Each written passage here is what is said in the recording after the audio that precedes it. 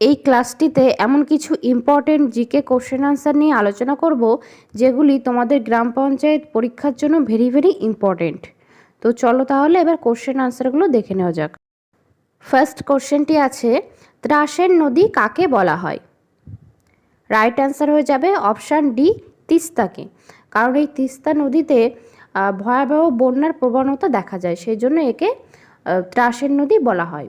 এছাড়া যদি বলে যে বাংলার দুঃখ কাকে বলা হয়, তখন আমাদের অ্যান্সার হবে দামোদর। আর দক্ষিণ ভারতের গঙ্গা, এটাও অনেক সময় পরীক্ষাতে আসে, তো দক্ষিণ ভারতের গঙ্গা বলা হয় গোদাবরী নদীকে। নেক্সট কোশ্চেন নাম্বার 2, বাংলার প্রথম নবাব কে ছিলেন? Option A Murshid Quli Khan, B Alivardi Khan, C Sirajuddaula, D Mir Jafar. Right answer হবে অপশান এ মুর্শিদ কুলি খান। তিনি 1717 সালে মুঘল সম্রাটদের অধীনে থেকে বাংলার প্রথম স্বাধীন নবাব হিসাবে আত্মপ্রকাশ করেছিলেন, আর তিনি রাজধানী ঢাকা থেকে মুর্শিদাবাদে স্থানান্তরিত করেন। নেক্সট কোশ্চেন নাম্বার 3, দেখো সংবিধানের উপরে একটা ভেরি ভেরি ইম্পর্টেন্ট কোশ্চেন, বিভিন্ন পরীক্ষাতে আসে। বলেছে ভারতীয় সংবিধানে রাষ্ট্রপতি নির্বাচনের পদ্ধতিটি কোন দেশ থেকে নেওয়া হয়েছে? Option A Britain, B Ireland, C Canada, D Australia. Right answer হবে অপশান বি আয়ারল্যান্ড। এছাড়া যদি দেখি আমাদের যে যুগ্ম তালিকার ধারণাটি, সেটি নেওয়া হয়েছিল অস্ট্রেলিয়া থেকে, এবং অবশিষ্ট ক্ষমতার ধারণাটি নেওয়া হয় কানাডা থেকে। আর ব্রিটেন থেকে মূলত নেওয়া হয় যে সংসদীয় শাসন ব্যবস্থা, এর ধারণাটি। এছাড়াও আরও বেশ কিছু ধারণা এই সমস্ত বিভিন্ন দেশ থেকে নেওয়া হয়েছে। Next question number 4, smallpox বা গুটি বসন্ত এর টিকা কে আবিষ্কার করেন? Option A Karl Landsteiner, B Louis Pasteur, C Darwin, D Edward Jenner. Right answer হবে অপশান ডি এডওয়ার্ড জেনার। এবং রক্তের গ্রুপ বা শ্রেণী আবিষ্কার করেছিলেন কার্ল ল্যান্ডস্টেইনার। এবং জলাতঙ্ক রোগের টিকা আবিষ্কার করেন লুই পাস্তুর। আর প্রাকৃতিক নির্বাচন, এই তত্ত্বের প্রবক্তা হচ্ছেন ডারউইন।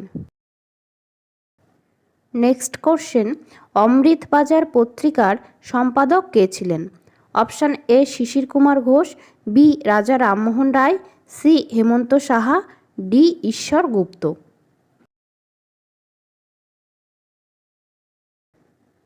এখানে দেখো রাইট অ্যান্সার হবে অপশান এ শিশির কুমার ঘোষ। তবে যদি শিশির কুমার ঘোষ এবং মতিলাল ঘোষ থাকে, সেটাও হবে রাইট অ্যান্সার। তার কারণ এই পত্রিকাটা শিশির কুমার ঘোষ এবং তার ভাই মতিলাল ঘোষ একত্রিতভাবে সম্পাদক হিসাবে এটা প্রতিষ্ঠা করেছিলেন। এবং ঈশ্বর গুপ্ত ছিলেন সংবাদ প্রভাকর পত্রিকার সম্পাদক। আর এই পত্রিকাটি ছিল, মানে সংবাদ প্রভাকর, এটি ছিল ভারতের বাংলা ভাষার প্রকাশিত প্রথম দৈনিক পত্রিকা। নেক্সট কোশ্চেন নাম্বার 6, রসায়নের রাজা কাকে বলা হয়? অপশান এ HNO3 মানে nitric acid, option B HCl মানে hydrochloric acid, option C H2SO4 মানে sulphuric acid, option D KNO3 potassium nitrate. Right answer option C H2SO4 sulphuric acid.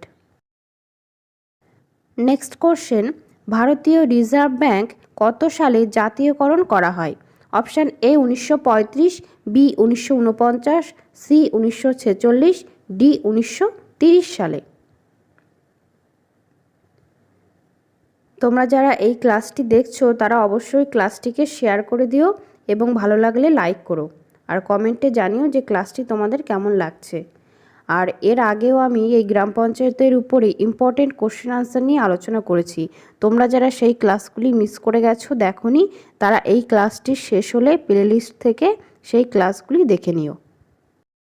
এখানে রাইট অ্যান্সার হবে অপশান বি 1949 সালে, এবং এই reserve bank প্রতিষ্ঠিত হয়েছিল 1935 সালে। নেক্সট কোশ্চেন নাম্বার 8, টমেটো এর লাল রঙের জন্য কোন পদার্থটি দায়ী? Option A lactic acid, B propane, C lycopene, D lysine. Right answer হয়ে যাবে option C lycopene. Next question, ভারতের সবুজ বিপ্লবের জনক কাকে বলা হয়? Option A M S Swaminathan, B Jawaharlal Nehru, C Verghese Kurien, D Norman Borlaug. Right answer হবে option A M S Swaminathan.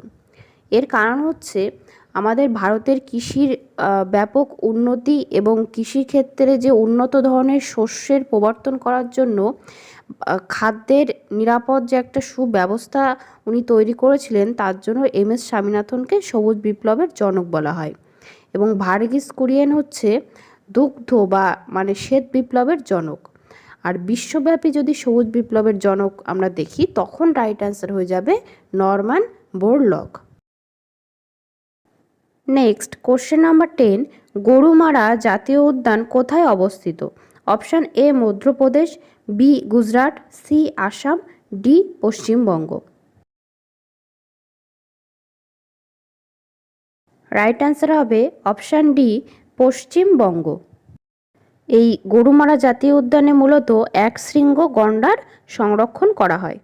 মধ্যপ্রদেশের যদি কয়েকটি উল্লেখযোগ্য জাতীয় উদ্যান দেখি, তো সেখানে দেখব কানহা, বান্ধবগড়, পেঞ্চ ইত্যাদি। গির হচ্ছে গুজরাটের একটি বিখ্যাত জাতীয় উদ্যান, যেখানে সিংহ সংরক্ষণ করা হয়।